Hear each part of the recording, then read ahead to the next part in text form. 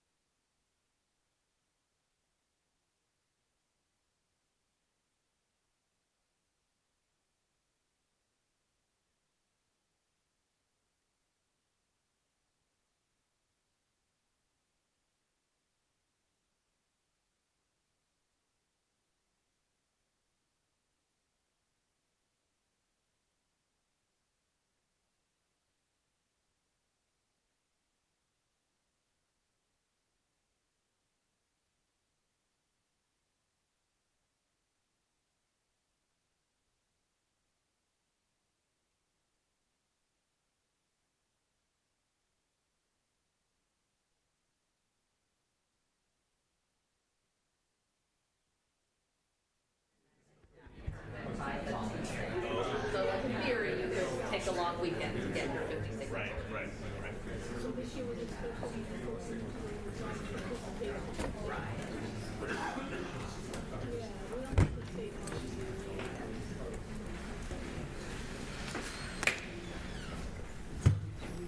Now everyone's here. It's like magic. There was no one here before. It's like Cresta Bank. So it's good that they knew to, not come in. Because I think the last time we did one like this, people were sitting there the whole time. Yeah, and that's, not- So I did try to, I communicated that in the newsletter, and I think people were informed. People don't need to show up here and then just sit for half an hour. yeah. Because this time it's valuable. Totally. Thanks, Lee.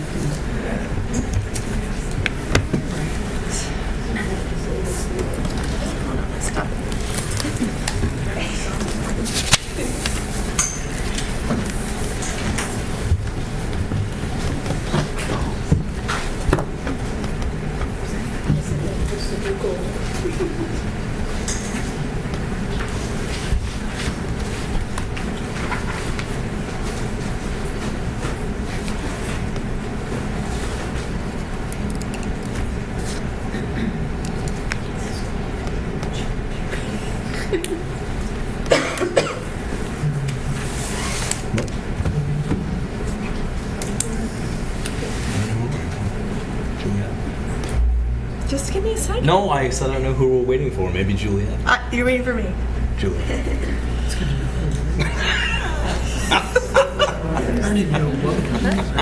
All right. So reconvening at 7:03. We already had our pledge and took roll call. I don't know. Do we need to take roll call again? No. All right. So the next item on the agenda is public comment. Is there anyone here for public comment? All right, nobody here. Anyone on Zoom? And so then the next item on the agenda is the approval of the warrant. We do have Member one. Callahan? I'm ready. I move that the following named bills of the Newburyport Public Schools amounting in the aggregate $415,303.41 be approved and forwarded to the city auditor for payment. There are no conflicts. Second. Any discussion? Everybody got a copy in their email? All right, all those in favor? Aye. Any opposed? And the vice chair votes aye. Okay, next item, we have 2 minutes to approve. We can take them together unless folks want to consider them separately. 2 meeting minutes from May 5th, 2025 and May 19th, 2025. I'd accept a motion either together or individually, whatever people prefer. Motion to approve together? Okay, Second.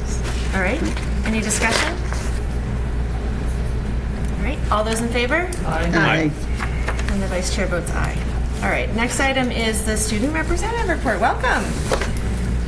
So in Bresnahan News, we have our Gratitude Garland. So the Bresnahan focused on Mindful May this month. The students are so excited that we're bringing back to our school-wide Gratitude Garland as a way to practice mindfulness all month long. Students are taking time to think about the things that they're grateful for and writing or drawing pictures of those things on strips of colored paper that they are being connected into a garland. We're hopeful that we will have enough grateful thoughts to wrap around our entire school building on Thursday, June 5th. During a whole school celebration. Also, there was the STEM Expo. So last week, the Bresnahan hosted their annual STEM Expo. 16 exhibitors volunteered their time and expertise to make this event possible. The year was especially meaningful due to the large participation from both students and faculty. The event provided a wide variety of hands-on learning experiences. Students had the opportunity to create music with fruits, produce stop-motion films, witness colorful fire demonstrations by AP chemistry students, construct binary code bracelets, explore water properties, program robots, and so much more. Their enthusiasm and energy throughout the gym was inspiring, reflecting the success of this collaborative effort in enriching STEM education for our students. Thank you to all the staff, parents, and volunteers who contributed to making this event such a meaningful day. A heartfelt thank you to our Newburyport PTO for funding and sponsoring this event. Another sincere thank you to Mayor Reardon and Superintendent Gallagher for attending this event to show support, and an enormous thank you to Bresnahan STEM teacher Kristen Spinney for planning us all. In Mullen news, the Mullen had a wonderful visit with Jared J. Krozakska, an author of the Lunch Lady series and many other books. During the presentation, he shared his journey of becoming an author, explaining his writing process, and talking about the source of his inspiration. He also led guided illustration session with each grade level, teaching students how to draw characters from his stories. $1, 1 meal, one huge difference, fundraising success. We are incredibly proud to share that our amazing 4th and 5th grade students at the Mullen School raised an outstanding $15,000 in just 2 weeks during our recent dollar drive and condiment collection to support our neighbor's table. Thanks to their dedication, enthusiasm, and compassion, our students helped provide 15,000 meals for individuals and families experiencing food insecurities in our community. Each dollar truly made a difference, and the impact of their efforts will be felt far beyond our school walls. We are so grateful to our families, friends, neighbors, and everyone who supported this important cause, whether through dollars, condiments, or online donations. Your generosity and community spirit helped turn this fundraiser into an incredible success. Mullen students have shown what it means to care, take action, and take meaningful difference, $1 at a time. In NOC news, the 6th graders have been hard at work on literature circles, engaging through thoughtful discussions and deepening their reading comprehension skills. In social studies, they are channeling their creativity and knowledge by designing their own civilizations as part of their ancient civilization project. In 7th grade, excitement is building as the 7th graders prepare to head out to Camp Jewel. It promises to be a memorable trip filled with learning, adventure, and team-building experiences. And then the 8th graders recently returned from their trip to Philadelphia. The visit was a great success. Students had a meaningful, educational, and fun experience exploring the city's rich history. We're now preparing for the 8th grade class day, which will take place on June 18th. And in high school news, the Newburyport Band, orchestras, and choirs from grades 7 to 12 will be competing at the Music in Our Park Festival this Friday in Holyoke, Massachusetts. After the competition, they will enjoy a day at Six Flags, New England, where they will receive awards at the end of the day. The NOC ensembles have been attending this competition for several years, with the NHS ensembles joining last year, and what has become a new tradition of competitive performances for Newburyport music. And then 16 seniors in the class of 2025 received the Massachusetts Seal by Literacy. 14 of these students received the English and Spanish, and 2 received the English and Portuguese. Congratulations. German students visited the Goethe Institute in Boston on Wednesday, May 28th. The director and 2 interns from Germany welcomed the group and gave students an overview of the Cultural Institute. The main focus of the visit was to learn about the elements present in German fairy tales and the Brothers Grimm, and compare and contrast them with American fairy tales. It was an enjoyable excursion. And then last but not least, congratulations to the class of 2025 on their graduation yesterday. And that's all for tonight. Thank you. Very well done. A lot to catch up on. It's a busy time of year. All right, well done. So the next item on our agenda is a cell phone update from the new NHS Community Dialogue.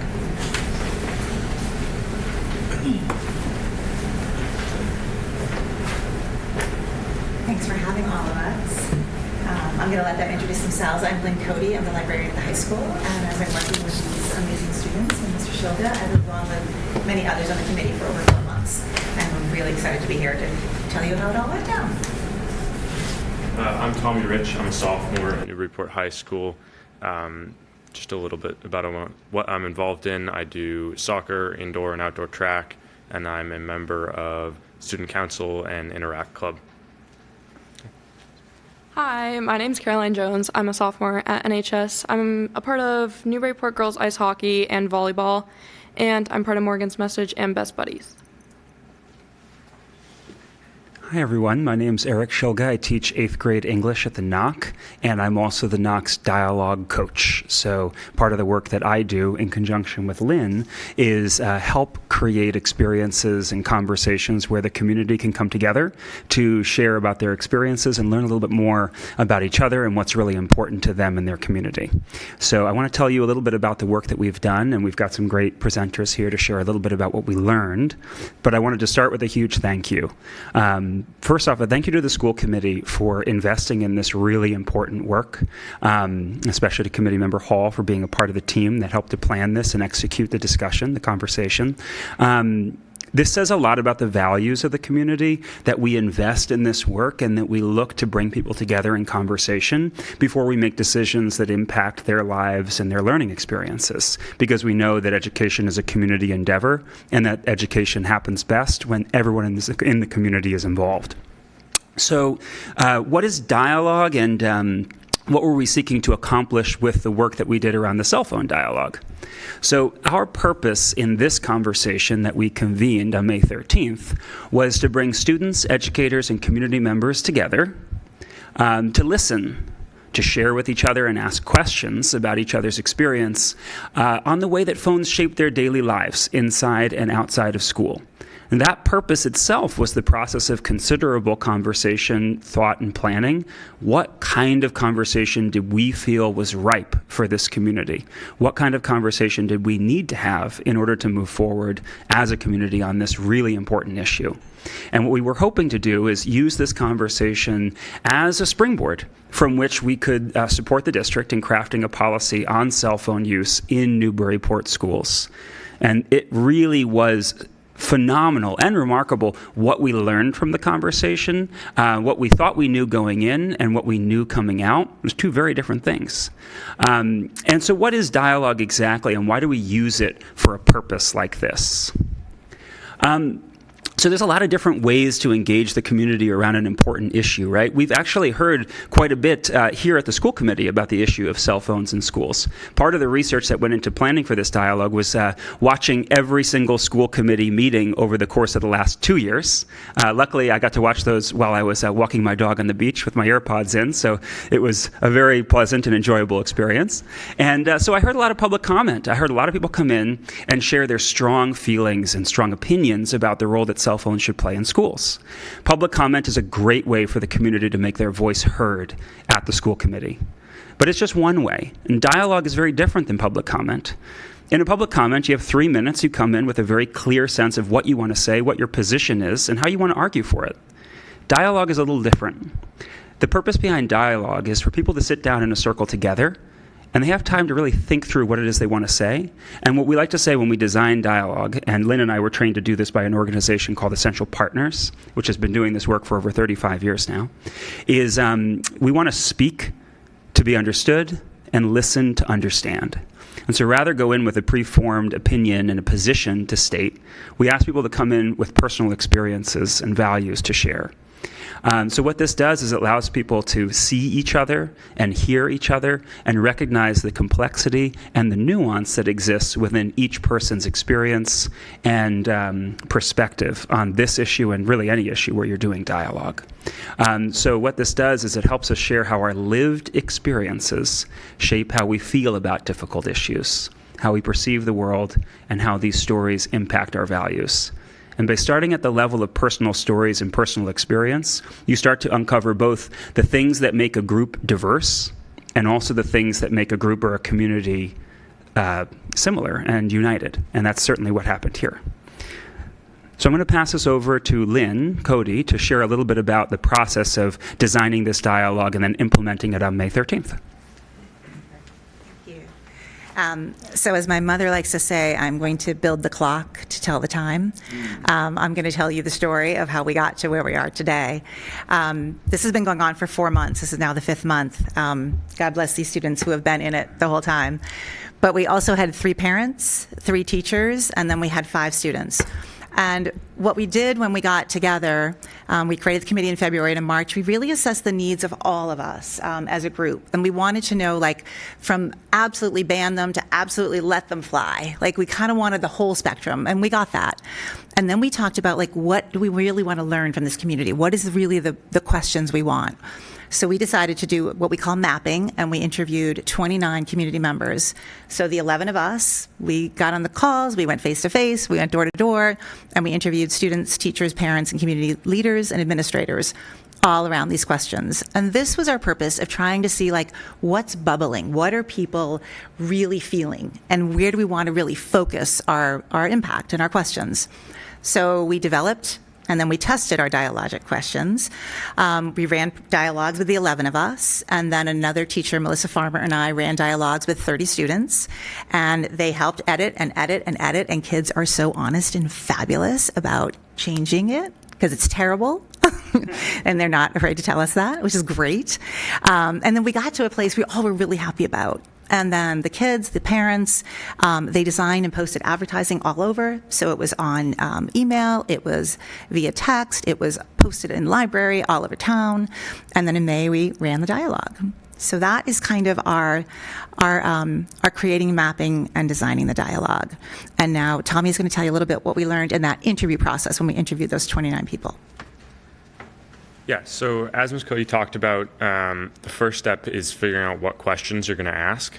So in that mapping process, as she said, we had 11 of us that interviewed 29 community members that we selected to really gain a sense of what people wanted to talk about in this dialogue. And we took 6 major points and crafted the questions from those. So it started off with the current use of cell phone in the holders. I don't know if you guys know about this, but in all of our classrooms in the high school, we have holders where you drop your phone in when you walk into class and you pick it up when you leave. That was an issue. That's something that people wanted to know about. That really leads into the inconsistently enforced policy that we currently have. It's not consistent teacher to teacher, classroom to classroom. That needs to change.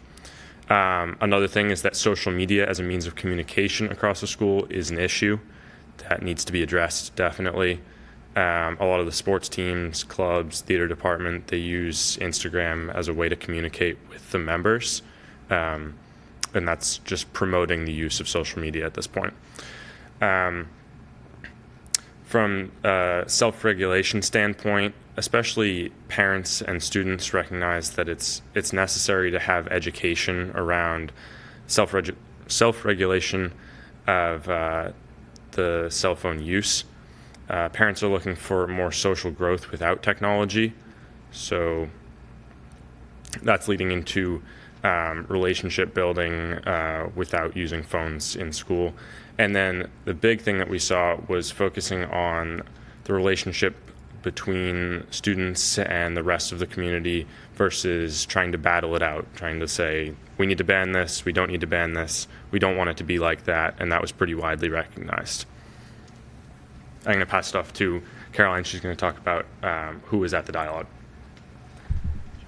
So at the dialogue, we had 16 tables. At the table, there was a teacher facilitator, 2 parents, a community member, 1 teacher participant, and 2 students. We had a total of 123 participants, 34 being parents, 7% being community members, 34 being teachers, and students was 25%, ranging from grades 7 through 12. As you can see, we had a pretty equal kind of students to parents to teachers kind of ratio, so that was really what we were hoping for, to get the student voice and the teachers and parents kind of to all be there and be together. We had 78 dialogue attendees, 29 community interviews, and 16 facilitators, and so that total number equals the 123 participants that we were used to build this dialogue.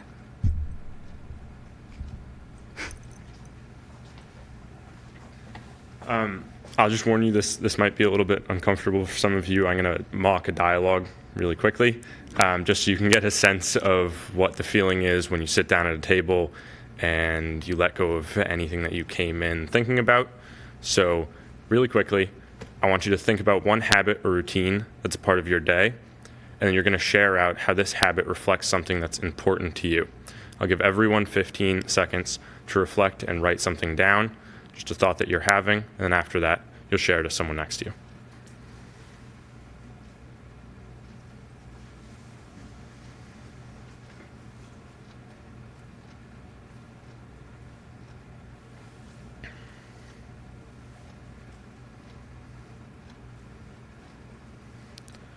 okay, hopefully everyone's had a chance to think of something.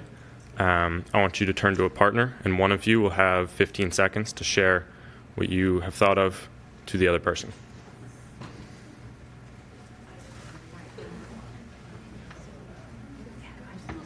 It's 15 seconds. I love that. I what thing 1, 2. I'm going to say checking on my phone. Nice. Obviously. If you haven't switched already, I'd like the other person to share out. This 15 seconds starting now. No. It's my breakfast. Always feel dehydrated in the morning. Yeah, I went right to my phone. I said I'll really just bring out walking and clearing your head. All right, I am going to cut you off right there really quickly.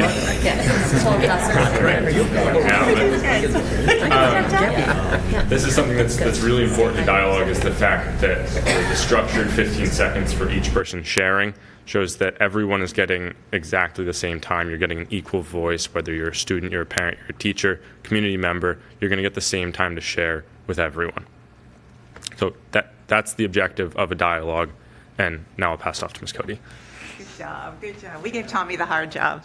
Thank you for all participating. Good job, Tommy. Okay, so as Tommy just kind of demonstrated, this is kind of our dialogue journey, that you get to reflect and write. And what's so beautiful about this is when someone asks you a difficult question, immediately I freeze and I can't think of an answer, but then someone else has got an answer immediately. And then you're like, I don't know what to say. So this has the ability for everyone to just pause, to reflect, and then to write down what you think. And then you do a go-around. And usually we don't do partner to partner. We'll have everyone share. And then there's questions of curiosity. So after you've all shared, it's pretty structured dialogue, for sure. It's very scripted. But then we open it up and we call it questions of curiosity. Tell me more. I want to make a connection with you. Wow, how did that develop? Could you explain this for me? To really get a sense of how is everyone at the table getting to where they're at. And then there's a closing, and we really respect and honor everyone's differences. I think what you'll find is we all have our own story, but once you get to a little bit deeper, you kind of connect at the values. And then this dialogue, we did something special that we're going to talk about, which helped the district determine our takeaways of what we want to do. What's the perspective from all of you at the dialogue? What is it you want to offer to make sure that we know the administration is considering? So those are kind of our steps. And I'm going to let Caroline tell you exactly what our dialogue questions were. So like Ms. Cody said in the beginning, we spent majority of our meetings together after school really building questions on we'd get the most information from and really get to build. So we did 3 questions, including a couple exit ticket questions. Question 1, we had think about several ways you interact with your cell phone, including helpful and unhelpful times. And then they shared, what does the way you use your cell phone in your own life tell you about what is important to you? With this question, we were really able to understand people's stories and the backgrounds of their lives and what they do, like from their day-to-day lives. Question 2, how does your values surrounding your own cell phone use help shape your thoughts about cell phones in school? That we were able to really hone in on the values that they were really important to them and focused on. For question 3, now that we've all had a chance to share, where do you see common and or conflicting threads? This really proved the complexity of the issue, that there's going to be very different views and point of views that people agree with and disagree with. And so we really put this question in, rather not to argue with people and have disagreements, but to come together and decide what was a common thread that we all thought was interesting. For our exit ticket, what is one thing you're taking away from this dialogue? What is one hope for the community? What do you wish policymakers would consider or understand better about the experience, feeling, and value shared in your group today? I'll now pass it on to Ms. Cody to explain a little bit more. So to summarize those exit tickets, so those are the 3 questions we want to share with you, what we really took away from this. So one takeaway, so this is the participants, I said this is the takeaway we got from the dialogue. We put those 78 responses together, and these were the top ones. And really recognizing the complexity, that because a phone is both a connection and a distraction, it's a very challenging topic, right? And students, I have when you saw this presentation, it said students need self-regulation. The students in the dialogue said they want it. It wasn't like, oh, we need to give it to them. They're like, we need this. We don't really get this. And they're also like, and hey, if we're wrong, we need to be accountable. So it was very breathtaking, the takeaway from the dialogue. The hope for our community, which is really kind, is that they want it age appropriate. They want it applied, an 8th grader is different than a 12th grader. A 5th grader is different than a 7th grader. And they want to make sure that it's called stages and ages, that it is an age appropriate policy.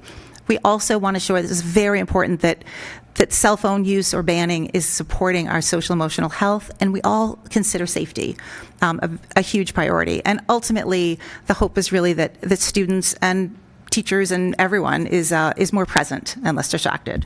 So what they're hoping policymakers consider is to regulate, not ban. Also address the iPad, computer distractions in the classroom, the social emotional again, and consistently enforce, which Tommy had said earlier, with clear rules and expectations, and really have it data research informed. So with all that being said, I promise, last slide, our findings is really limitations rather than outright bans. These are our top 5. Different schools need different policies, and students need education, structure, and support, not just rules. Phones are critical. They're critical today. They're critical for social connection, for safety, for communication. I bet everyone has one in their wallet or in their pocket right now, right? And clear community-wide policies. Clear that the school is supporting the students, the school is supporting the families are supporting their students, and they're supporting the schools. So we really want this to be a really community strong policy. And with that, I'm going to let you have Mr. Wolf tell you about the policy. So first, I just want to say thank you to our presenters tonight. They've been preparing this for about a week now.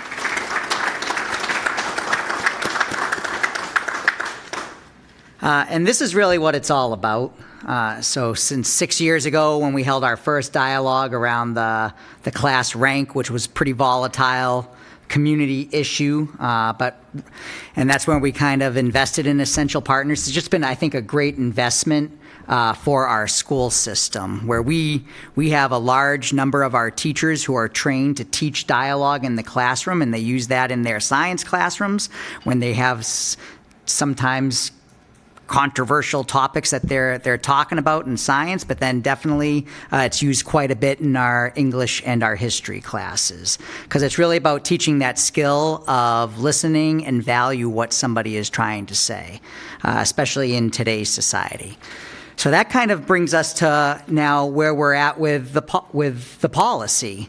So we had this team that helped us run a dialogue and really engage community input, and it was great to see such a diverse group of people attend that night. And so it was my responsibility to use the values that were identified on that night to then generate what could be our next steps with how we limit cell phones at the high school, realizing that that was a big piece, was about limitations versus the outright ban. So with the policy that I'm about to go over, I was able to vet that with the planning team and got some great feedback there. But then we also were able to vet it with my school council, some additional students and parents as well. And so here is pretty much in summary what the policy would be.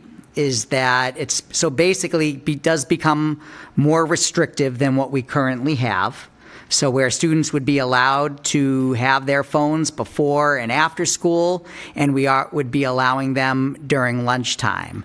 Cell phones would no longer be allowed in the classrooms. Right now, our current policy allows them to be used in the hallways. Students can access them if they have an enrichment block in the library, and they are allowed to have them during clipper block, because we saw that as a difficult thing to manage with our current policy of using the shoe holder or the cell phone holders.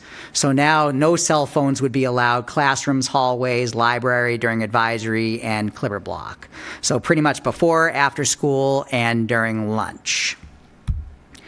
And so to get a little bit deeper into the policy, one of the things that you heard Tommy talking about was that, and this is just great feedback that you gain through this process. So through the interviews that they conducted to try to decide, all right, how are we going to frame our dialogue, one of the things that came up was realizing that our current practice with the the phone holders is that actually encouraged more use of the cell phones during passing time, because a student is leaving class, they have to grab their cell phone, so naturally it was in their hand. And that was actually something I believe that came up through even student interviews. So it was something that I would never have even thought of or considered to be problematic. So that was something that we needed to consider. And so basically how our policy is going to function, and just looking at other schools who have a similar type of policy, is that the first period teacher would still have a responsibility, but ultimately they would be instructing students to shut off their phone, power down their phone, and put it in their bags. So we would no longer be using the cell phone holders, but students would have their phones off and in their bags for pretty much the whole day, with the exception of lunchtime. And so it really, and because that was another piece that we also gained through the dialogue, is that teachers do struggle with the policing of it. And so this really now minimizes kind of the teacher role outside of the first period class, and then the classes that are right after the lunch block. Then also another gain there with our rationale with the cell phone holders, and this came more so from our upperclassmen, just having a juvenile feel to it, but then by making sure that the students have their phones off and away, they would not be using it during the passing time. By allowing the cell phones in the cafeteria during lunch, that was a part where we're recognizing the student voice, but then also at the same time, because this was a huge theme during the dialogue, if we're going to be teaching the skill of self-regulation, there needs to be an opportunity where they have to be able to practice it. And so I've already met with our school council, so we'll be making plans this summer to have interactive activities during lunchtime. So even though students would still have their cell phones, we'll be working collaboratively with the students around ways, you have your cell phone to maybe check whatever, but ultimately we want you talking with your peers, right? So that's a huge priority for us, and I think it puts responsibility on the school to force that not to force the conversations at lunch, force different ways to make sure students are engaging with each other. And it was just like some of the conversations that happened at the table when parents were saying, they have all these kids come over their house, and this was some of the younger parents that were there, and they're doing the instruction around, guys, put your phones down, talk with each other, go play something. And that'd be no different for us at school to make sure that those interventions are happening.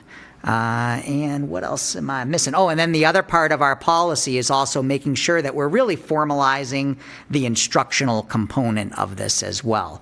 So where we did a lot of work at our junior and senior levels, we'll be doing work again throughout the summer to also make sure that this curriculum makes its way down to our freshman and sophomore levels as well. So realizing that self-regulation, which really is a part of our portrait of a graduate, so being prepared for life after graduation. And so we're really going to be leveraging that, and that's where that curriculum and instructional work will be happening in the classroom. And so the other part and this came more so from the interviews, was just making sure that we have clear steps in terms of intervening with students, because we do recognize, just with all the other schools that have implemented either similar policies to this, more restrictive or less restrictive, but making sure that there are clear ways in which we are intervening with those students. And so we do use an online system for referrals. So the first offense, a teacher would just ultimately give the warning to the student, but they're still inputting it into our referral system. So that way an administrator can document it. So that way, if there is a second offense that happens with the student would be submitting their phone for the rest of that school day, and the parent also gets notified.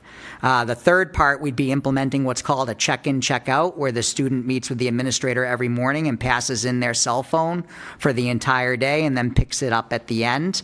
And then the fourth, and we're really dealing with this as we've dealt with kind of our substance abuse issues. So if a student we find has been vaping in school, part of our consequence is that they participate in an after-school program for a week that's run by a counselor. So working to really deal with things comprehensively. And we feel that if a student's getting all the way to the fourth offense, there's something going on there that needs more significant intervention, and then to really take a more therapeutic approach with that piece, with a student working with a counselor, and we'll be developing a curriculum for this after-school program over the summer as well. And so then the other piece that we're just working to itemize, just realizing as our teachers are adjusting to our one-to-one program, so just make it very clear for teachers and students as well. If you are not on whatever website you're supposed to be on for class or document you should be working on, that it's very similar process in terms of how teachers are notifying administration, and then that interventions can also happen as well. And then to the right again, where I already talked about how a big part that we'll be working on is this curriculum that also aligns with our Portrait of a Graduate, working collaboratively with all of our student leadership groups just on activities and being able to just kind of target things during the lunch block where students will be allowed to access their cell phones. The other piece that came up that Tommy talked about was the social media, where some of our sports teams, a lot of them communicate with each other through their social media apps like Snapchat, and even some of our departments are communicating information. So we had that kind of debrief with the planning team, and that was something that I wasn't really as in tune with. So we're going to be working with the new athletic director on just a common app that all of the sports teams will be asked to communicate changes for practices, just realizing that what was happening, it was promoting the use and access of social media, which wasn't the intention. It was about communication, but giving our student athletes at least a tool that they can use that's not a Snapchat or an Instagram. And then the other piece is that as a school, we would no longer be communicating information through social media. However, we still recognized through the planning team that we have our social media apps, and it is a way of marketing information, just highlights in terms of things that are happening at the school, and felt like that was still something where it's modeling appropriate use of the social media in terms of what you're pushing out to the community, just to make people aware, just like last week with the graduation.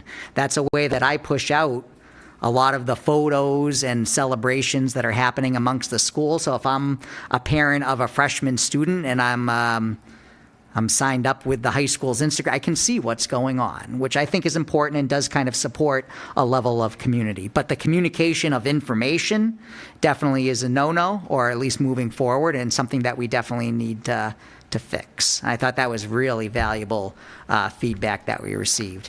And really the last part, just like we've done with any of our policy changes, is that we, at the end of the semester, will have a feedback structure in place so that if we do need to make adjustments, we will do so.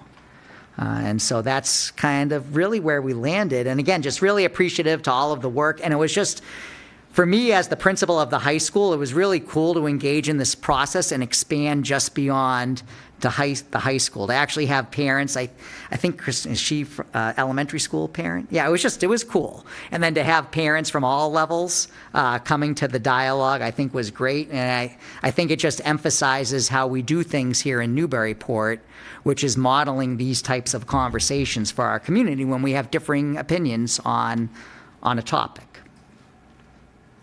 That's our present. Oh, is there one more slide? Oh, and here's the team. Here they are. These were all of the committee and the facilitators of the night of the dialogue. It was a great group. Great. Thank you guys for that presentation. That was incredibly informative and very thorough. I really appreciate all the effort, and I know others do too. Any questions for the superintendent or other members of the group? No? I have some questions. Maybe other people will think of them. I don't have a question. I just have a statement. Go ahead. No, go ahead. All right. So one thing that I've noticed, you alluded to the prior time we did this conversation was around the class rank, which was 6 years ago. And I have noticed how quickly, because we have people who graduate and the parents are no longer involved in the schools and they don't have younger siblings, how quickly we lose track of those conversations. I know those of you in the administration or teaching probably remember them very well, but the broader community at large has largely forgotten that discussion. And I would encourage you to think about how to keep this conversation current each year. So I know you're going to do a policy review, but is there a way to document all that you've done in a way that's easily summarized? And I think this PowerPoint is really helpful, but making it accessible so that upcoming families, parents, and students are aware, and even incoming faculty know what happened during this dialogue, because you're going to, without a doubt, a new school committee members will come on and we'll ask the same questions again. I mean, I know school rank keeps coming up, class rank keeps coming up again, and I keep telling parents we had this dialogue 6 years ago, you know. But to just remember that and try to be thinking about how to keep this current in people's minds. So that's great. And then the other thing I would just say is, as faculty joins our ranks who have grown up using social media and cell phones, I think there's, and you probably already are experiencing it, their use of cell phones in the classroom, I think, is going to be something we're going to have to think about, making sure there's training for the faculty. And maybe, and I know you guys probably already have some of this and you have sort of guidance, but just as the students need self-regulation, I think making sure that faculty and folks who are interacting with the students on a regular basis are also thinking about how they're modeling behavior, but also not like defaulting to a smartphone for, I don't know, calculators or whatever they, you know, there's tools on a smartphone that are really useful, but maybe that shouldn't be the default. So making sure that that's part of the plan in the curriculum development and so forth, that the faculty is also engaged in some training and understanding that, you know, how these decisions impact the broader community. But overall, I love it. I think you guys did a great job, and I'm very supportive of what you've proposed for the high school policy. This would not have to be something we would have to adopt as a school committee specifically, but it would go into your handbook, and I think that's a great idea. Thank you. Any other comments or questions? Member Higgins? Yeah, thank you so much for doing this. This is really incredibly powerful, and I love all the insights that you came away with. My main question is, what are the goals or outcomes of the policy that you're hoping for, and how will you measure it? And I guess the reason I'm asking that is, how do you know if this policy is effective or needs to be adjusted, right? Like, is lunch period an effective time for kids to have phones out? Is it not effective? Like, how do we get the voices of the students in there? I don't have an answer to this question, but I do know that the answer I'm not interested in is the number of infractions, right? If we ask, like, oh, is this working? And we say, well, we had 15 infractions. And that doesn't tell me if this is working, right? Because I don't think that's the goal necessarily, right? Your goal is more student-to-student connection, more peer dialogue, better self-regulation skills. So just trying to figure out, like, what actually is the goal of this policy from the students and family and teacher perspective, and how do we know if this policy is meeting those goals? And I think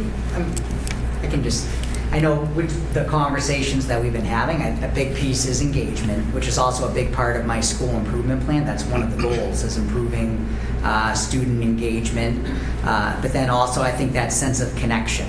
And so with the new assessment system, I always forget, is it ECP? That we'll have kind of a measure of that, but then I'm also been a big proponent of the vocal surveys as well. I mean, granted, that's only grade 10 and after the MCAS, but still it's been data that we have used, and that's a big reason why engagement has always been a part of our, a focus for us at the high school, and sense of community.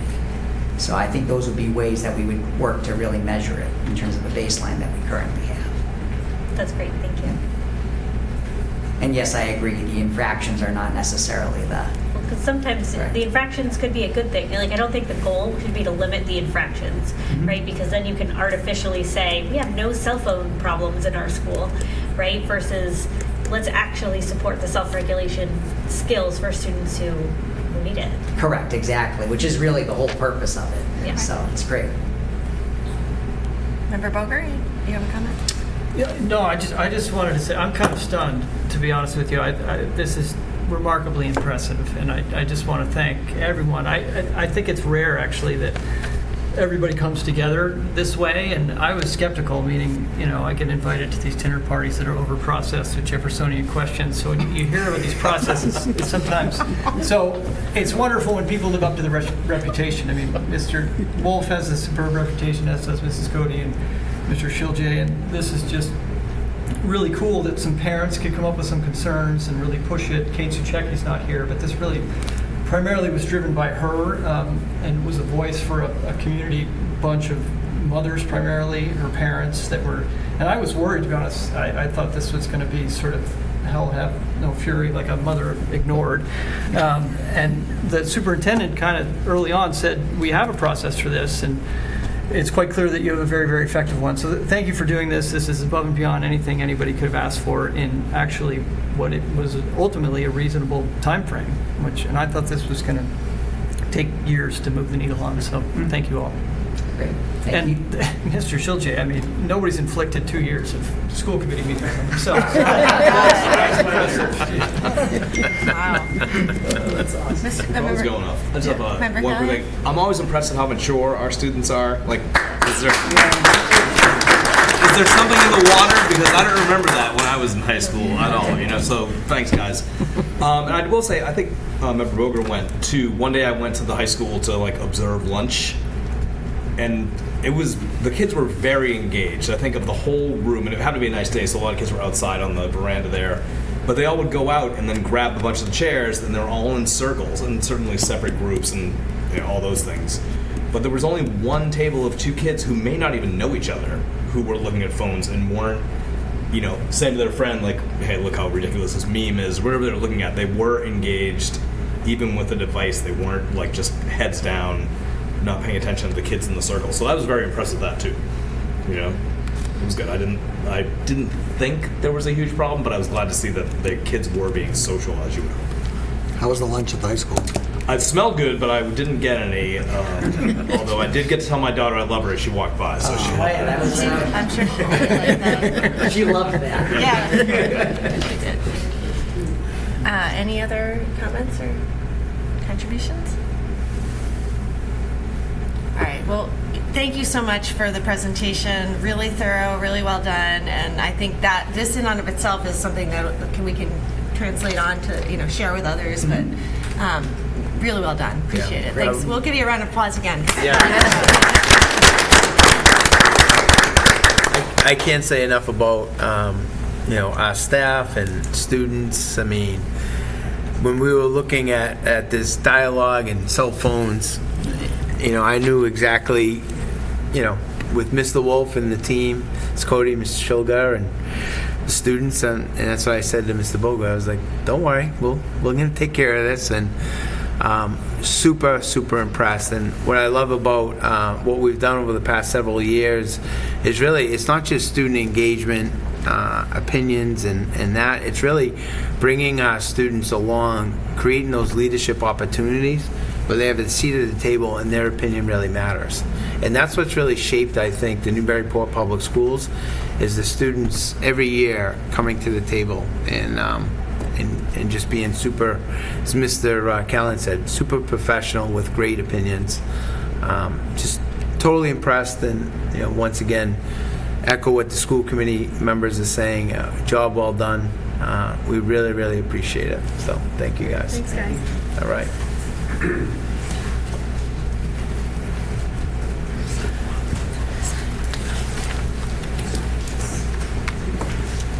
All right. You're all welcome to stay. All right. Next item on the agenda is the special education programming overview. Mr. Brooks.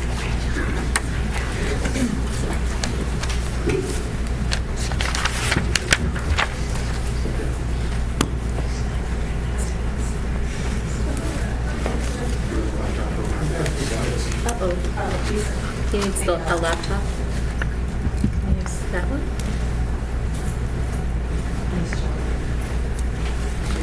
We'll take care of it.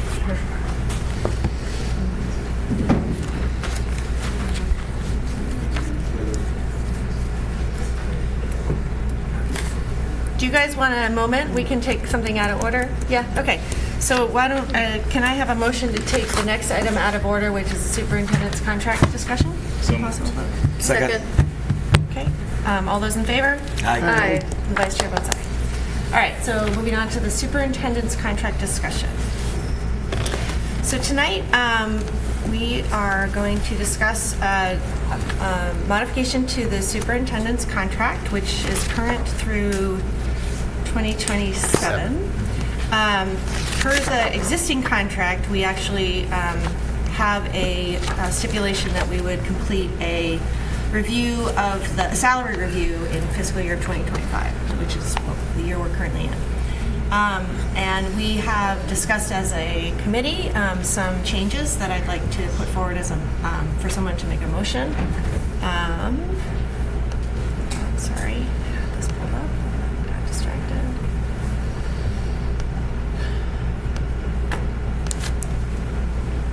Give me a second.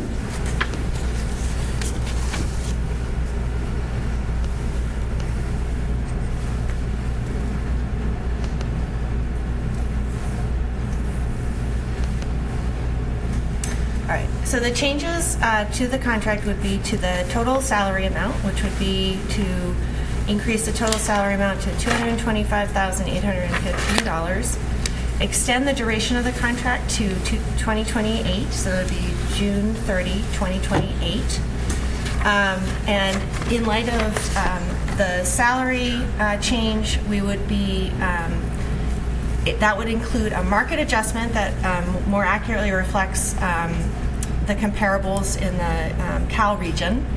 Also incorporates an existing travel expense, which currently is a separate stipend that comes to a total annual, currently comes to a total annual expense of $2,400. That would be now rolled into the salary and eliminated, but we would increase it to $5,000. And then also incorporates the current annuity, which is $4,000, into the total salary. So in short, this is a market adjustment to make the salary more competitive with the region, and then also adjusts the current stipend with an increase and the current annuity into the total salary amount. So again, the total salary amount would be $225,815, and the contract extension would be to June 30, 2028. And I can add to that if that was kind of a messy motion, but if someone wants to make that motion. So moved. Second. All right, so for discussion purposes, in terms of the impact on the budget, our current budget already includes a budget amount for the superintendent. This would increase that current budgeted amount by $7,877. It wouldn't impact the overall budget ask of the City Council. This would be adjusted from within the existing budget ask that is currently being reviewed by the City Council and part of the mayor's budget proposal. Any other discussion? All right. Is everyone clear on what we're voting on? All right. And is the minute taker clear on what we're voting on? I'm sorry, what? You heard our motion? Yeah. Okay. All right. All those in favor? Aye. Any opposed? And the vice chair votes aye. Thank you. Thank you. And thank you, Superintendent. Yes, thank you very much. So looking forward to the next 3 years with everybody. So really, really appreciate your support. At least. At least. At least. All right, so moving back to our former agenda item, which is the special education programming overview. Perfect, thank you, and congratulations, Superintendent Gallagher. Thank you. Wonderful to work with you. So my name is Brad Brooks. I'm the Student Services Director finishing up my first year in the district, and I've got Gina Gardino and Elise Como, who are the program directors and supervisors of our academic and social emotional learning programs. This is, for those of you on the committee, last year, if you recall, Superintendent Gallagher proposed kind of a structure change to the special education department to better support our teachers and our teams across, our teachers and our staff across all the buildings. And so we're coming to the end of that first year of this new structure. I didn't know any other structure because this is my first year in the district, so I can give you some perspective on how things are going. But so obviously, myself being the student services director and then having 2 program directors, the 3 of us are the 3 administrators who oversee all of our programming in the district. And we also oversee the students that we have in out-of-district placement programs across the state. We have a team facilitation leader, or TFL as we call them, 1 in each building. And then we have an administrative assistant at central office, and then we have an administrative assistant in each building that works with the IEP teams and to schedule all of our meetings and make sure all of our paperwork is going out in a timely fashion. As far as benefits for this new structure, the team facilitation leaders are the initial point of contact for the special education liaisons. Every special education teacher is essentially a liaison for the student on their caseload. TFLs are on the teacher contracts, so they are peers with their teachers in these buildings and the related service staff. And so in doing so, they can have kind of point-to-point conversations as far as how to best support students or best support teams.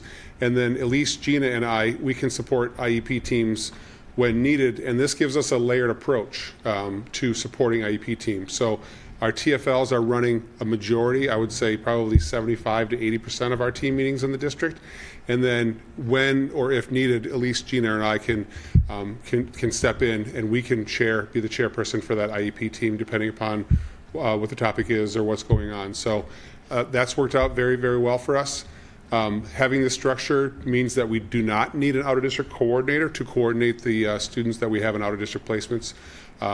Sometimes districts our size will have a dedicated person or a person who has a dual role. Maybe there might be a part-time administrator, part-time out-of-district coordinator. We are able to share that amongst the 3 of us. The other nice thing about having TFLs in each building is that some of our TFLs are aspiring administrators, and so having TFLs at each building, they can complete practicum hours, if they want to pursue their administrative licensure. And we have 1 right now who's currently doing that, which is great. So we'll have a TFL who will still be licensed as a teacher, but also have their administrative license, should they want to pursue that, get into administration more thoroughly. So. This is just across the district, the wide variety of staff that we have. We're a pretty diverse district. We have quite a few staff to support all of our students. And then we also contract with a handful of agencies or individuals because we have low incidence populations of students. For example, we have a student who supports, we have a teacher who supports our students with visual impairments. We don't have enough students that meet that criteria that would justify us hiring a full-time person, so we contract that out. And as far as the role of the special education department, obviously specially designed instruction, all the guidance, counseling, and psychological services we provide. We work very closely with our nursing department because some of our students require nursing services. Specialized transportation, students who aren't able to take the big yellow bus or students who are in out-of-district placements require specialized or special education transportation. All of the related services that we provide to students: speech, occupational therapy, physical therapy, interpreting, mobility, students who are on 504 plans, students who qualify under McKinney-Vento status, students who may be housing insecure or who may be involved with the Department of Children and Families, and we need to work with those teams to make sure that the students still have access to programming in our district. And then anytime a student becomes hospitalized, we work very closely with those teams to support students as they return to the district. As far as our special education programs, I inherited a very, very well-run program in many regards. And so one of the things that impressed me when I was interviewing here was that we have a very small number of students in out-of-district placements. We only have 22 as of today, which generally for districts our size, the number would be 50, 60, 70. And so that's a testament to how solid our programming and our teachers are in the district. So that means of our 445 students who qualify for special education, only 22 of them require an out-of-district placement. So we're keeping our kids in Newburyport, which is great. Provide high-quality special education programs designed to meet the needs of our diverse and changing population. Changing population, mental health is much more prevalent than it was 5 or 7 or 10 years ago, and so we're making sure that our programs are providing supports to those students who require that level of programming. We're not trying to put square pegs in round holes and using a one-size-fits-all approach when developing IEPs. We're really making sure that it's a student-centered plan, and we're working very closely with those teams to make sure that we're supporting the child, not just placing the child in one of our programs because that's all we have. And then one of the things that we want to talk about tonight is developing programs when needed to meet identified student needs. I'm not going to spend a lot of time on the next few slides. These are just the existing programs that we have.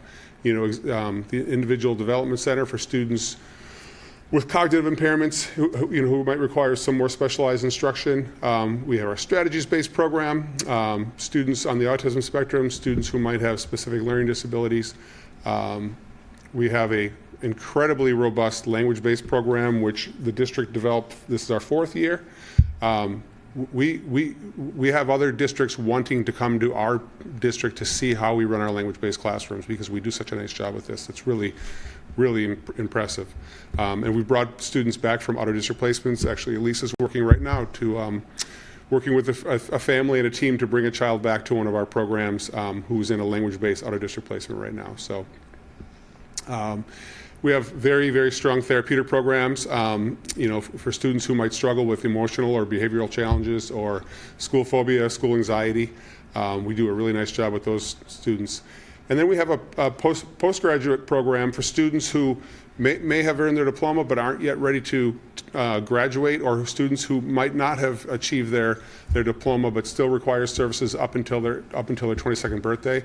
We started the year with 2 students in the program. Those 2 students turned 22. That's when special education's funding stops in Massachusetts, or eligibility, I'm sorry.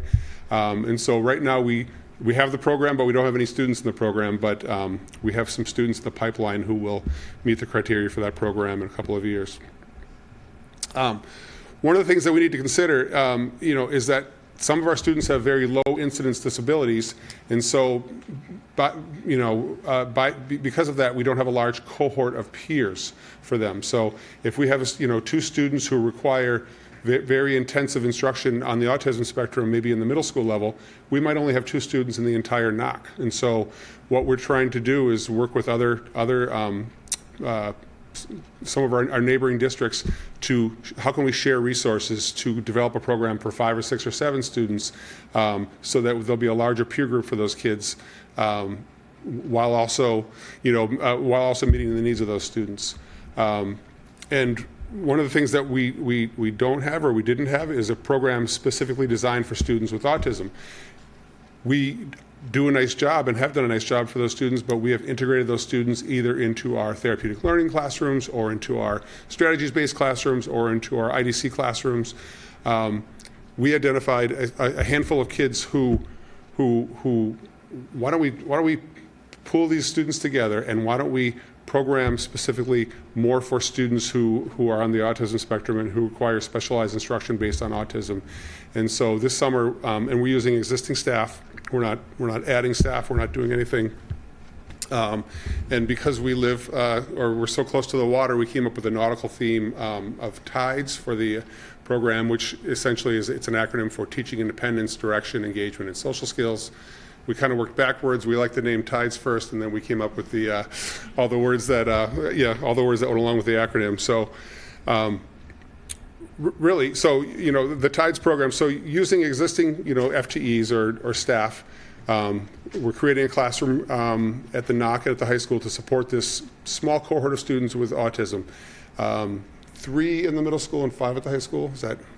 And so these are already our students. These are students that we already have, that we've been working with. We've been integrating. We've been differentiating instruction for them. But we're going to have a separate classroom dedicated for those students, but these students won't be in that classroom all day long. These students are going to largely be included with their peers across both these buildings, but this will be their home-based classroom, where if they need to work on any specific skills in the classroom, or social skills, or if they need to have modified academics, they can work on it in this smaller group setting.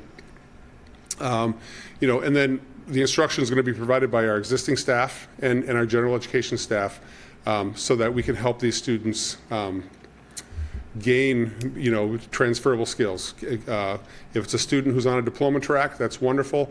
We can work very closely with that student to try to find out what their vision is for post-secondary, whether they want to take courses, whether they want to enter the workforce, whether they want to, live independently or semi-independently by themselves. So we can differentiate those students' goals and benchmarks in their IEPs based on what our goals are for those students. Obviously, goal is to increase independence. Eligibility would be determined through the special education team process. It's not like it's a classroom that's available, and if you want to sign up, there's a little sign-up sheet at the door. It's a very specific process where IEP teams identify what a student's needs are. We then discuss this opportunity at the team meeting. We propose it to the parents or the guardians, and then they would consent to this. And so, all of our students, I believe, we've had the team meetings already, and all but one. Yeah. So we're describing the program. We're proposing the program. Obviously, we have eligibility criteria for, if a student for to be eligible in the TIDES program. But the first and foremost is that they would need to have a diagnosis of autism. Requires direct structured teaching. We do assessments and we measure and we measure their progress through the assessments. So we're starting that this summer with our extended school year program, and then we're going to have that up and running at the NOC and at the high school this fall. We don't have a big enough cohort of students yet we don't have a big enough cohort of the Mullen or the Bresnahan to justify opening up a TIDES program just yet in those buildings, but we anticipate down the road we might, and so that'll be kind of one of those, we'll get it up and rolling for NOC and in the high school, and then we'll see if it's needed at the Mullen and at the Bres next year. Just year in review, the school year has ups and downs and ebbs and flows. I think, based on talking to staff from last year and Deb O'Connor, who retired at the end of last year, that this new administrative structure that we have in place really allows us to support teams and families very well, and that's been wonderful. I think you all remember this is the first year that the state has required us to implement the brand new IEP, and so we're in the midst of that right now. And so every IEP meeting that's happened since the beginning of the school year has been the new IEP, and for the most part our staff have done a remarkable job. We thought it would take a lot more time to run team meetings, and it hasn't. It's roughly been the same. There's been some glitches along the way with the software, but aside from that, the new IEP implementation has gone very, very well. One of the goals that we have as the three admins is that parents would get a consistent response, whether it's a high school parent or a Bresnahan parent or a preschool parent, that we're going to have a consistent response to approaching, if there's not full agreement in the team, or if a parent is partially accepting what's been proposed.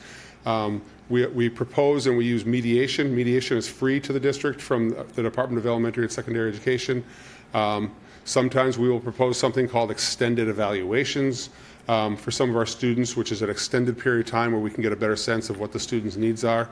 We've got, I think, 3 or 4 extended evaluations happening right now.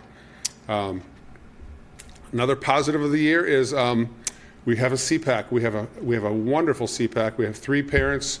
And that was a long process, and Kathleen Shaw, thank you for all of your help with that.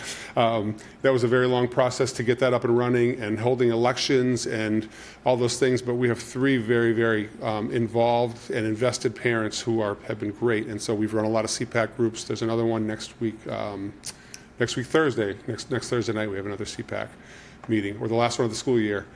In April, I think all the families saw that we implemented the Care Solace referral system, which is a mental health referral system, and that's available to all of our students, all of our staff, all of our families. Anybody that works or lives in the city of Newburyport can access Care Solace, which is wonderful. And our counselors, because we just started in April, have been doing like a tracking system to see the ups and the downs and the goods and the bads, and most of the feedback has been really, really wonderful with the Care Solace system. So. Collaboration with neighboring districts. So Superintendent Gallagher was part of a couple of neighboring districts who requested that all the special education directors, they meet as a large group to say, how can we share programming costs? How can we share transportation costs? How can we do this? And so we've been meeting as a group. We have referrals from, we're looking to partner with Pentucket with our high school IDC program. We have 2 students from Georgetown coming to our ESY this summer.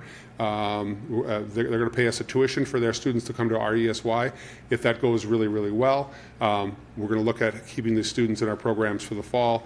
And we're working with Amesbury to share resources as well for transportation. We have some students that attend similar our district placements, and so we're working with them to try to partner with using the same transportation companies, so we split the cost of getting the students back and forth.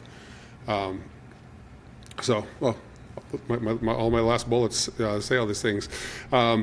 We also received a grant from the Department of Education, which we weren't expecting, a $10,000 grant to help districts, to ensure that districts are appropriately implementing the new IEP.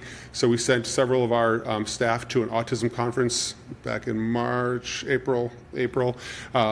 We're using some of that money to bring in, to do training, online training for our staff. And we're purchasing some iPads so teachers can use for testing for their students that are up for evaluation. So we've got a lot of really good things happening, and we're a very, very good district. So that was it. I flew through it, but I wanted to make sure that we talked about tides and some of the really great things that we have going on. Great, thank you. You're welcome. I think I shared with you a few questions that I had for you guys. If you have a chance, do you have a response to some of those? I do. So one of the questions was, can you provide some context on historical trends over the last several years related to the percentage of students who are on IEPs across the district? And so our district, we hover right around 21% eligibility for special education. We have about 445 students eligible. The state average is 19.7%. Okay. I went back, and that data is on the DESE, is on DESE, and we've been hovering in the low 20s for the last 5 years. Okay, so it's fairly consistent. We're consistent, and we're right at the state average, just a smidge higher than the state average. Okay. Yeah, and then I think the next one is just about how you measure what you use for workload analysis to see if how you're doing with your IEPs, how well they're being followed, and so forth. So looking at like caseloads for like individual liaisons, we have all that live data. We track all that. Generally, inclusion teachers will have a little bit of a higher caseload because their students aren't as involved and their IEPs aren't as lengthy, and so those students might only be getting one period of support throughout each day, whereas our program teachers, IDC and TLC, they have a smaller caseload of students because those students' IEPs are generally more involved and they receive more special education instruction. So we're constantly keeping our finger on the pulse of that, and we actually had a meeting earlier this afternoon with the superintendent looking at some of our numbers at the Bresnahan to make sure that we're aware that we've got a robust group of pre-K kids coming up into kindergarten, and we've got a robust group of kindergartners, and so we're making sure that we're going to be able to accommodate that kind of bubble of students that we have coming up. So we're constantly meeting and reviewing that and looking at that. Okay. And then I think the next two questions kind of are related. Speaking to has there been any significant turnover of special education staff across the district, but maybe reflecting more broadly? I know that we've discussed this in previous meetings about just this is an issue that I think other districts are facing. Maybe you could speak to that a little bit about what we're experiencing in our district, and then maybe also addressing how we've adjusted some of our student-facing positions. Have we replaced those, or to accommodate the administrative positions that you talked about, or what is the status of student-facing positions? Do you want me to talk about the student-facing positions? Yeah, you can do that. So, again, I only have the 1 year historical context. But when prior to even applying for the position, I reached out to Deb O'Connor, who I had known for many, many years, and I just give me some, tell me what's happening in Newburyport. And when I was going through my interview process, Superintendent Gallagher shared with me kind of the administrative structure that he was looking at redoing. And as I understood it, there were no student-facing positions eliminated to change the administrative structure. He and Assistant Superintendent Furlong looked at the existing people and how can we restructure this to make it, to make us more solid across the board. So, as far as I understood and understand, there were no student-facing positions changed. Yeah, part of that restructuring last year, I think that was a key aspect for us. And if we recall, we reduced a couple central office positions. Assistant Superintendent Furlong's technology position, we eliminated, and then also the behavioral health coordinator district-wide we shifted because Ms. Gardino's background is all behavioral health, so she filled that void too. So we were really happy with the restructuring, and exactly kind of what I was hoping we would see is just more oversight district-wide with the ability of this administrative team to develop programming. And what we've done since I've been here for years is really every year we look at our programming and looking at our staffing patterns, and we make adjustments. And that's how we got our language-based program going. And now working with Brad, Elise, and Gina, we are seeing a growing need of an autistic program. So with our current staff and reallocating some of that staffing pattern, we have an opportunity to start building this autistic program. In the past, where we've reduced in special education, it's really because of the cohort of students is no longer there. If you recall, a few years back, our graduate program, we had many students, and many of them have graduated, so we reduced an FTE in that area. So, but I think that's what we've done, I think, as a leadership team and working with the principals and faculty, is really take a look at special education and see where we can make changes that are in front of us. And I also want to credit, a few years back we had 38 out-of-district placements, and all of the work, and we'll be talking the budget to the city council, but all of those positions have been really related services. A lot of those positions we've added have been exactly what Mr. Brooks has been talking about, to support our students. By building the programs over the past several years within district, that 38 number is down to 22. And I really believe with this team and our teachers, if we can build a comprehensive autistic program in district, we should be able to reduce some of those numbers too. And for me, it's really for the families and the students to stay in the Newburyport Public Schools as much as possible. So I'm excited, and I think this is year one of the restructuring, and I've seen a lot of positive improvements. So thank you guys for all your hard work. Thank you. Just to follow up on one of the other questions, is this turnover in special ed staff. Are we seeing any trends like that right now?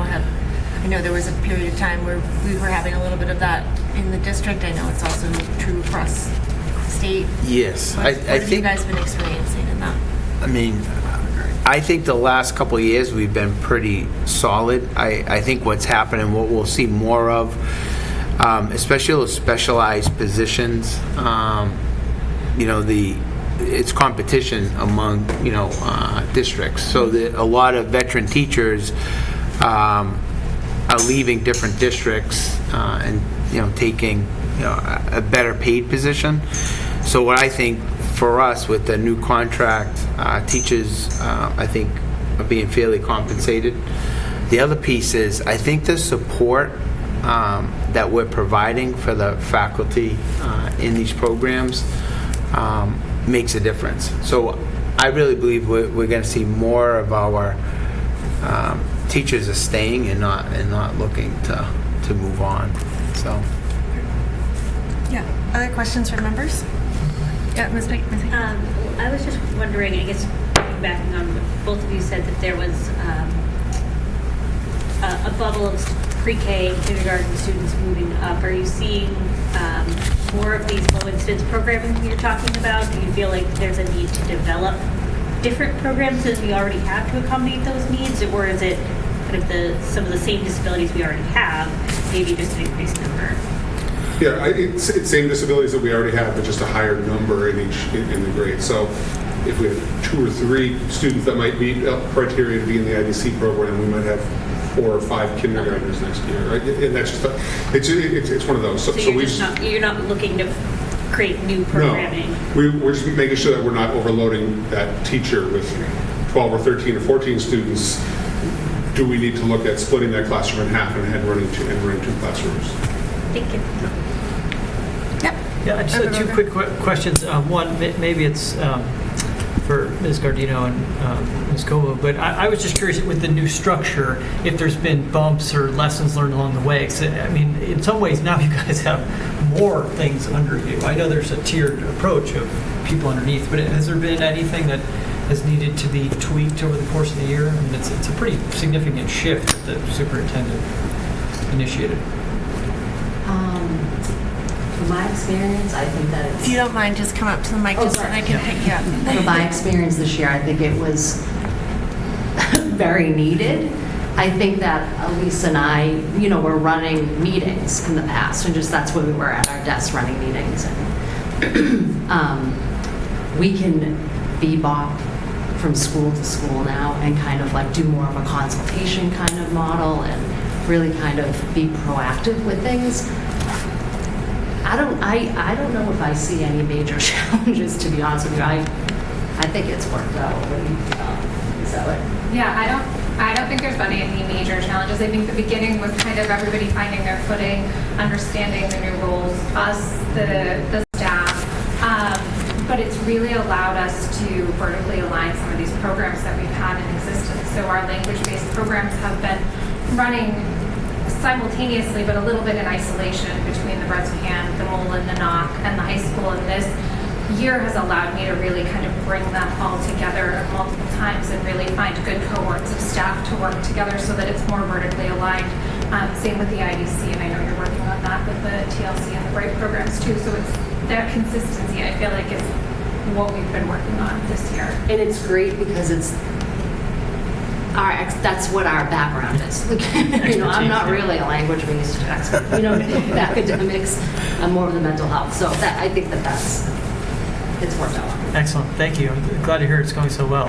The other question, speaking of mental health, was just Mr. Brooks, you spoke to prevalence, and while I understand that 21% is pretty consistent, there are in the broader sphere sort of disturbing trends of anxiety, depression, and they seem to have stabilized across the state. Do you see any general trend shifting, or is that allocation of 21% people that qualify generally the same?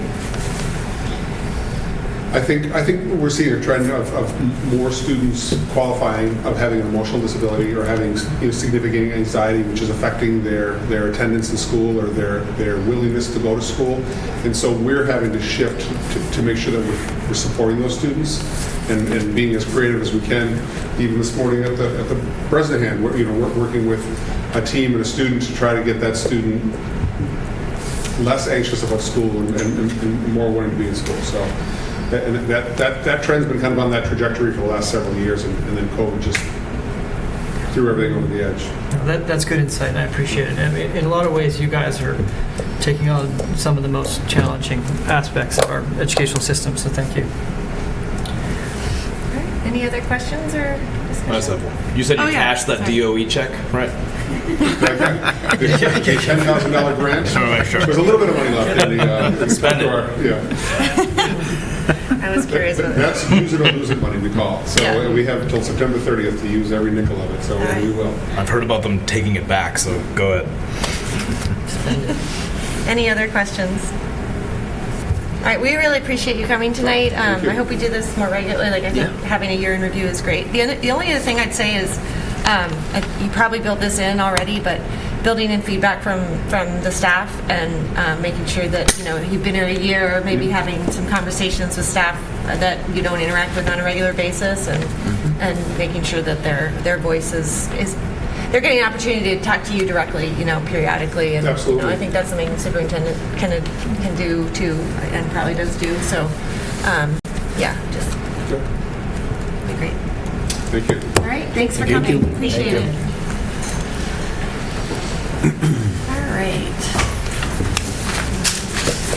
All right, we're on to subcommittee updates. You have 5 minutes. No, I'm just kidding. Member Callahan? We haven't met. Tomorrow is technically Combined meeting. meeting. Yep. FinCom and ComCom, right? Yep. Yep. Although our next scheduled meeting, I believe, is on Wednesday the 18th. Ms. Yell thinks otherwise, but if Wednesday the 18th works for the subcommittee, then we can keep that. That's also the Mullen class day, so it'll be a shorter meeting, so we can get out to the celebration. It's the Knock. budget. I also have it. That's next knock, Yeah. 8th grade. Yeah. I also had it on my calendar as the 18th. Okay. Yeah.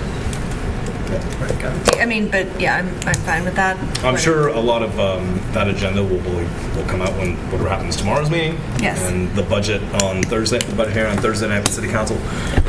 So yes, Ms. Yell will keep the 18th at 8 a.m. On the calendar. Okay. Yeah, thank you. At 8 o'clock? Yeah. And that's all. Thank you.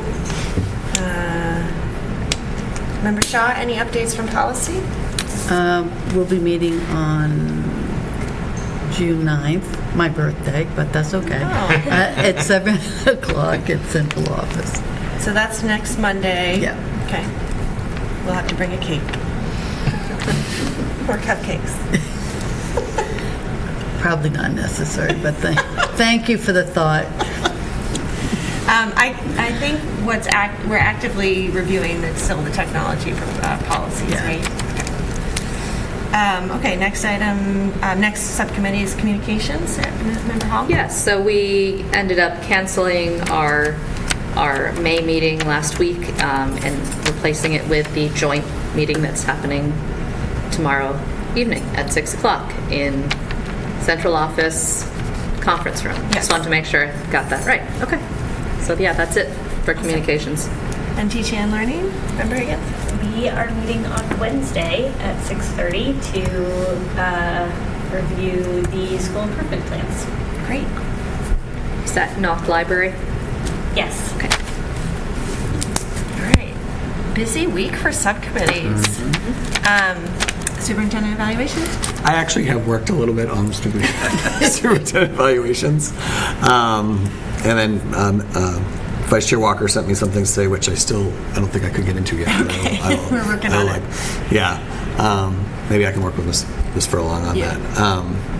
So I think what will happen next, I think by our second meeting this month, my plan is to send the superintendent a self-evaluation that I'm going to ask him to fill out that we can all take a look at when he's done, and then I'll send out the form that we will all fill out with the hopes that that will be completed by our summer retreat. Yep. Great. Thank you for that update. All right. Can I ask one question about school improvement plans? So are these like the most recent school improvements? Are you going to review old? The school improvement plans for the upcoming school year. Upcoming school year. Okay. Which I think we ultimately will vote on September. in September. We don't vote this year. I don't think we vote. You don't vote, you get a We just get a report. presentation. We get a presentation. Sorry, not vote. Right. Okay. Any other questions for folks? All right. Superintendent's report. All right. And well done. Everybody kept it to under 5 minutes. I'll get it 30 seconds right here. Senior clap out, it's right there. It was awesome. That's a kind of a newer tradition that we do with the seniors going through the elementary schools. This is Principal Sokolowski with the young ones. Really, really nice. The seniors, and I really love going to the Breads and also the Mullen, where a lot of these seniors haven't seen those teachers for many years. Yeah. It's very emotional. the kids are crying, the teachers hugging, and it's just awesome. It really sets the tone, and a great role models for our little ones. Yeah, my son said he was surprised they remembered him. Yeah, I know. Which I thought was so sweet. It is. It's like, you think that's so long Right. ago, but it's I know. not. It's not, right? And sometimes when they, the teachers are looking, because some of the students are like, 6'3", and they're like, "Little Johnny," and it's like, "It's me." It's like, it's really, really nice. So next year, you guys are obviously, if you have time, you're invited to that. It's a really nice night. The senior scholarship night, just another amazing night. Talks really, the mayor had a great speech, and then also the community support. I think it was around $500,000 of new scholarships and the reoccurring scholarships. The total that night was $740,000 given out to the senior class. Amazing. Yeah, amazing. Senior promenade, another great tradition. The weather turned out well for everybody, and it was really nice for the seniors. Our student rep talked about the STEM showcase. Once again, another community event. What was really nice to see is the high school students ran tables of chemistry and biology, and our upperclassmen were highly involved in that day too, and our teachers, so credit all of them. And then I had my last ad hoc superintendent advisory committee. We finalized, they've been part of our whole budget process, and appreciate them. They always give us feedback on how we can make things a little bit better. So in lieu of a June meeting, many of them plan on, I think, coming to the 5th at the city council. So we'll send them a reminder. But that's been a great group, and I think next year we'll add, right now we don't have students on there, but we're going to add students to that. And then I think I might do a student superintendent advisory committee where I meet with middle school and high school students on a regular basis too. So Nice. they did so well with the policy, I could probably give them my gosh, budget. those They could guys. return it to me. Yeah, and they're both sophomores? Sophomores. Yeah. Yeah. Well, incoming juniors, right? Yeah, they were both very, very involved in the whole Yeah. process. Yes. Yeah. Amazing. Great. So, thank you. Great, thank you. Any questions for the superintendent? All right. Oh, past 8:30. Any new business? Oh, sorry, school committee summer retreat discussion. So I think we have this tentatively planned for, I'm forgetting. I think we just put it on that first Monday in August, whatever date that is, 4 to 8. Thank you. Is what I remember. So, What was yes, the date? so the question is, do we want to do that? It would be the Monday, I'm sorry. Monday Okay. evening. First Monday in August, I can check it. In The 4th. August. We have in the past done like a Saturday or something like that, so. Was it, I had the sense last year it was closer to the school year, at the start of school. We might For have. the retreat, I don't believe so. I think know. we've done it this way the past couple of years, and it's worked pretty well. We basically, that would be our first meeting night, right? And so we do it that day just in lieu of a business meeting, which has worked well, I think, the past couple of years. So it's August 4th is the first Monday. So I just wanted to gauge whether, we don't have to decide tonight, but I wanted to gauge whether people are going to be available on the 4th, and it would be an evening meeting, or whether we want to try to do it, and we could have, food, or if we want to try to do it during the day, like on a weekend instead. There should definitely be food. There will definitely be food. Yeah. And definitely not a weekend. Yeah. Good. Okay, good guidance. I like the board. Awesome. Now I'm remembering last year, I do think that there were some people had conflicts, and we did maybe move it to later in August. But the intent was to. Typically, though, it's right around. This is That's after what we Yankee go Homecoming, for. but there's a lot of years that we met during Yankee Homecoming. But Oh, fun. yeah, All right, so we're going to stick with August 4th unless there's any objections. that's fine. I have city council that night, but that might be Oh. a good excuse not to go. So. All right. Well, we would be wrapping at 8. So we could run right over to city council, which saying. will probably last till No, midnight. my part's at the beginning of city That's council. true. That is a-okay. If You're all right I'm with that? Not there for that. All right, we'll keep it on the 4th. All right, thanks. They actually, they might. I don't know. Sometimes might not meet. Yeah, sometimes they Yeah. eliminate a meeting. I think they'll do that in July this year, not August. But Okay. that's fine. All right. Okay, thanks everybody for that input. And then any new business? Yes. It's not quite new business, but I I'm on the NEF, and we had the car parade on Saturday, and it was awesome. And I was so nervous sitting in my house when like the lightning was in the room. You were nervous in your house? How about sitting in the car? Well, that's the safest place in a lightning storm, right? So, and like that crazy downpour, I'm like, oh no, I feel so bad for these kids. And then everything's fine, and it was great. So we judged the kids' decoration. So I just want to give a shout out. Family decoration. Best overall went to Emerson McCormick. Most creative went to Damian Lamb. Most spectator appeal was Lily Pills. Most spirited goes to Sam Hartford, who's on the NEF. Nice. Judges award was the Sam Fountain college theme itself, Creative and use plus of his the name has the T. T and Fountain. That was kind of cool. And then apparently, I didn't know about this till just now. There were only supposed to be those 5, but then Josie Moore got an what did she get?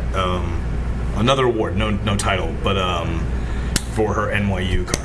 So yeah, it was tons of fun. Just because she's going to NYU? I guess she did so well, and they're like, well, we didn't have that as a category, so they just gave her an NEF towel as a gift.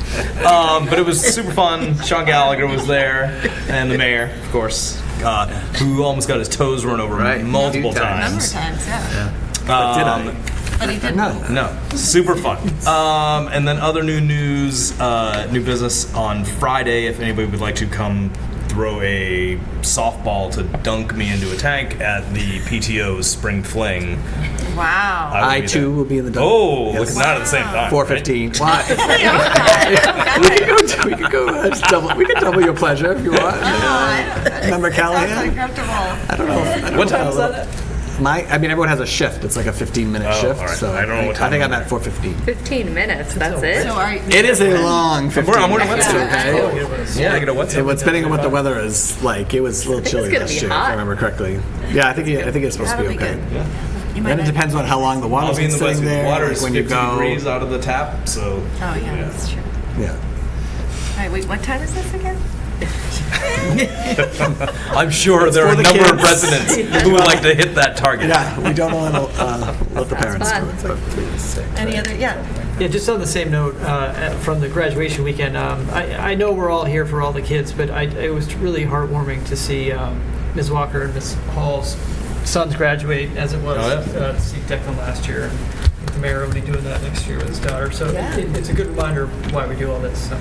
It is a good reminder. I would like to just add to that I was so impressed with the speeches this year. I mean, the overall coordination of the event I know is a major undertaking, and I so appreciate all the staff and all the work they do, because you always are wondering what the weather's going to do and this and that. But I noticed marked improvement on the sound system this year, and a number of people in my family commented on that. So thank you so much. We went out and got like sound people to come in. Yeah, it was great. Wow, Yeah. I mean, that's awesome, because it was so noticed. And my parents were watching from home, so it was even better that that happened. And then all the speeches, they were so meaningful. I think both Principal Wolf and Superintendent, but then each of the students. Yeah, the I was students very were impressed with all of them. So kudos to everybody, because really a meaningful opportunity. And I always like being up there with our fellow electeds and administrative folks. Anything else? All right, I'll take a motion to adjourn at 8:37. So moved. Second. All those in favor? Aye. Aye.